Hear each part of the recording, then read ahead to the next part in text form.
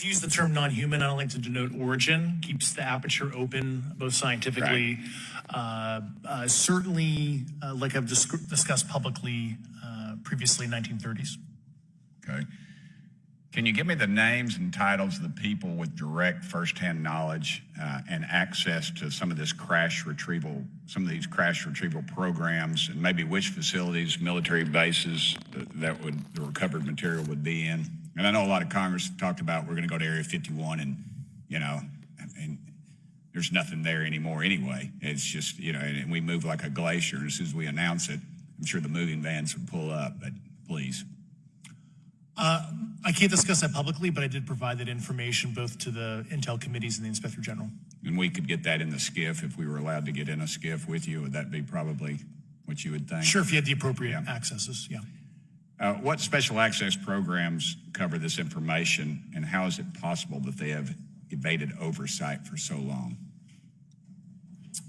I do know the names. Once again, I can't discuss that publicly and how they've evaded oversight.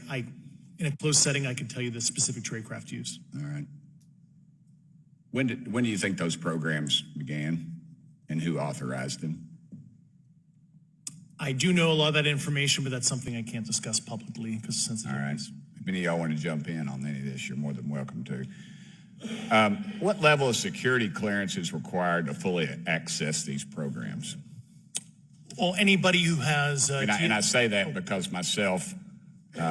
Representative Gates and Representative Luna were basically turned away at one point at Eglin. So please go right ahead. Certainly difference between member access and say somebody like me, but anybody who has a TSSCI clearance and meets the eligibility criteria, the access adjudicative authority should be able to grant you access. Mr. Burchett, if you'll yield, so just to put a fine point on that, there's nothing that you're aware of that's above special access program classification. It's a misnomer that there's anything actually above top secret. Executive Order 13526 delineates the classification levels. Right, but I draw a point on that because we can have access to those programs, and so the notion that we're not being given that access sort of defies our typical muscle memory here in Congress. Thank you, Mr. Burchett. I'll yield back to you. Thank you, Mr. Gates. Along those lines, Title 10, you may not know this or not, but Title 10 and Title 50 authorization, they seem to say they're inefficient. So who gets to decide this, in your opinion, in the past? It's a group of career senior executive officials. Okay, are they government officials? Both in and out. Do what? Both in and out of government, and that's about as far as I can go there. Yeah. All right, well, that leads to my next question. Which private corporations are directly involved in this program? How much taxpayer money has been invested in these programs, to your knowledge? I mean, we know we audit the Pentagon every year, and I've been here 5 years, and they failed the dadgum thing every year. They lose over $1 billion a year, we think, and I've told the Department of Defense maybe 60% of their assets are unaccounted for, whatever the heck that means. In the public sector, you go to jail for that kind of crap. So tell me. Yeah, I know when I'm a dollar off of my DTS travel voucher, I get hammered, but it seems like it doesn't work the other way. If you sell over if you sell over $600 worth of stuff on eBay, now you get a call from the IRS. So please, what corporations? Yeah, I don't know the specific metrics towards the end of your question. The specific corporations I did provide to the committees in specific divisions, and I spent 11 and a half hours with both Intel committees. So. Okay, has there been an active U.S. government disinformation campaign to deny the existence of unidentified aerial phenomena? And if so, why? I can't go beyond what I've already espoused publicly about that.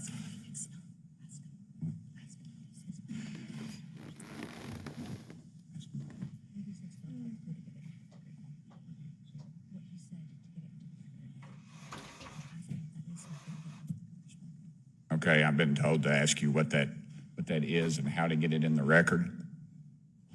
What have you stated publicly in your interviews for the congressional record?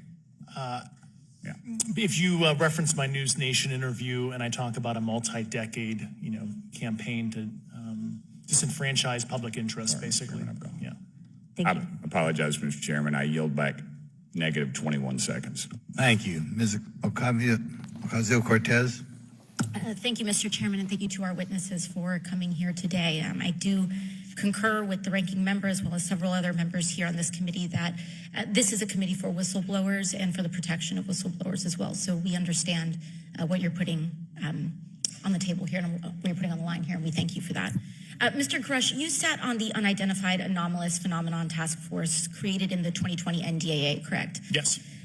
There have been some things that have been mentioned here during this hearing that I wanted to pick up on. Mr. Graves, you mentioned specifically during the answers to one of your questions, you named Boeing contractors being engaged in an incident regarding this red cube about a football field wide. I was wondering if you could speak a little bit about the interaction, or Mr. Grush, either of you, the interactions between defense contractor companies and any UAP-related programs or activities. So I'll just say that the information about the contractor himself were provided by a witness, and I have no particular detail in that relationship. Mr. Grush. The kind of general unclassed wave tops, certainly the contractors, are the metal benders, so to speak, are the ones actually doing specific performance on government contracts. Are they required to issue any disclosure regarding UAP sightings, or do they engage in any reporting around this? In terms of the contractors, Yes. not that I'm aware of. They do not. Okay. Now, when it comes to notification that you had mentioned about IRAD programs, we have seen defense contractors abuse their contracts before through this committee. I have seen it personally, and I have also seen the notification requirements to Congress abused. I am wondering, one of the loopholes that we see in the law is that there is, at least from my vantage point, is that depending on what we're seeing, is that there are no actual definitions or requirements for notification. What methods of notification did you observe? Like when they say they notified Congress, how did they do that? Do you have insight into that? For certain IRAD activities, I can only think of ones conventional in nature. Sometimes they flow through certain, I'll just say, SAP programs that have cognizant authority over the Air Force or something, and those are congressionally reported compartments, but IRAD is literally internal to the contractor, so as long as it's money, either profits, private investment, et cetera, they can do whatever they want. To put a finer point on it, when there is a requirement for any agency or company to notify, or any agency to notify Congress, do they contact the chairman of a committee? Do they get them on the phone specifically? Is this through an email to hypothetically a dead email box? A lot of it comes through what they call the PPR, Periodic Program Review process. If it's a SAP or Controlled Access Program Equity, and then those go to the specific committees, whether it be the SAS, CASC, HISI. Thank you. I apologize. I just, my time is limited. Mr. Graves, one of your main concerns is that the FAA currently does not have an official process to receive reports of UAP from pilots or others, correct? Correct. And in your experience, what data should the Aero program prioritize for potential collection? We have, location, date, time, but are there other specific characteristics that should be included in these reports? Certainly. I think that there's two categories that would be important. One would be kinematics and understanding the specifics of how the vehicle or objects are moving. And the second would be a more zoomed out approach of being able to look at origin and destination before the incident, as well as getting a better contextual understanding of how these objects are interacting with each other. Thank you. Now, because I only have a minute left, I apologize, we only have 5 minutes today, but for the record, if you were me, where would you look? Titles, programs, departments, regions, if you could just name anything. And I put that as an open question to the three of you. I'd be happy to give you that in a closed environment. I can tell you specifically. Thank you. Commander Fravor? I would say, and I've told people that you have to know where to look. They're not going to divulge it to you because of the classification levels. But if you know where to look and who to talk to, which is exactly where Mr. Grush can point you, then you have them. Okay. Mr. Graves? I was an operator, so I was depending on folks like Mr. Garage to do that homework. Okay. Thank you very much. I yield back to the chair.